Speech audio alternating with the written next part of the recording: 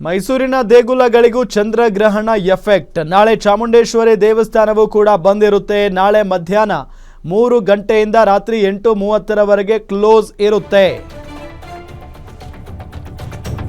ಮೈಸೂರಿನ ದೇಗುಲಗಳಿಗೂ ಕೂಡ ಚಂದ್ರಗ್ರಹಣ ಎಫೆಕ್ಟ್. ನಾಳೆ ಚಾಮುಂಡೇಶ್ವರಿ ದೇವಸ್ಥಾನ ಬಂದಿರುತ್ತೆ. ನಾಳೆ ಮಧ್ಯಾಹ್ನ 3 ಗಂಟೆಯಿಂದ ರಾತ್ರಿ 8:30ವರೆಗೂ ಕೂಡ ಕ್ಲೋಸ್ ಇರುತ್ತೆ ದೇವಸ್ಥಾನ. ಚಾಮುಂಡಮ್ಮನ ದರ್ಶನ ಸಿಗೋದಿಲ್ಲ. ಗ್ರಹಣದ ಸಮಯದಲ್ಲಿ ಚಾಮುಂಡೇಶ್ವರಿಗೆ ವಿಶೇಷ ಪೂಜೆಯನ್ನು ಸಲ್ಲಿಸಲಾಗುತ್ತೆ. ನಂಜನಗೂಡು ಶ್ರೀಕಂಠೇಶ್ವರ ದೇಗುಲದಲ್ಲಿ ಯಾವುದೇ ಬದಲಾವಣೆ ಇಲ್ಲ. ಗ್ರಹಣ ಸ್ಪರ್ಶ ಹಾಗೂ ಮೋಕ್ಷ ಕಾಲದಲ್ಲಿ ಶಿವಲಿಂಗಕ್ಕೆ ಅಭಿಷೇಕವನ್ನು ಮಾಡಲಾಗುತ್ತೆ. ದೇವಸ್ಥಾನದ ಪ್ರಧಾನ ಅರ್ಚಕ ಶಶಿಶೇಖರ್ ದೀಕ್ಷಿತ್ ಹೇಳಿಕೆಯನ್ನು ಕೊಟ್ಟಿದ್ದಾರೆ.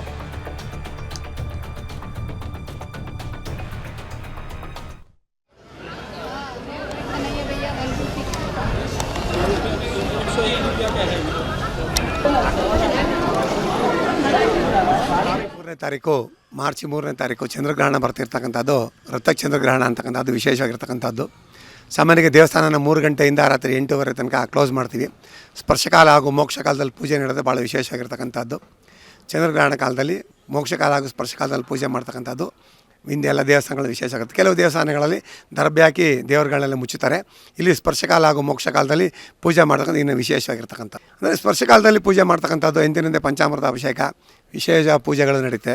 ಹಾಗೆ ಗ್ರಹಣ ಬಿಟ್ಟ ನಂತರ ದೇವಸ್ಥಾನ ಶುದ್ಧಿ ಮಾಡಿಕೊಂಡು ಪೂಜೆ ಮಾಡ್ತಕ್ಕಂಥದ್ದು ಇಲ್ಲಿ ಬಂದಿರತಕ್ಕಂಥ ಪದ್ಧತಿ. ಚಂದ್ರಗ್ರಹಣ ಅಂತಕ್ಕಂಥದ್ದು ಎಲ್ರಿಗೂ ಹೆದರಿಕೆ ಇರ್ತಕ್ಕಂಥದ್ದು. 27 ನಕ್ಷತ್ರ 12 ರಾಶಿಯವರು ಎಚ್ಚರಿಕೆಯಾಗಿರಬೇಕು.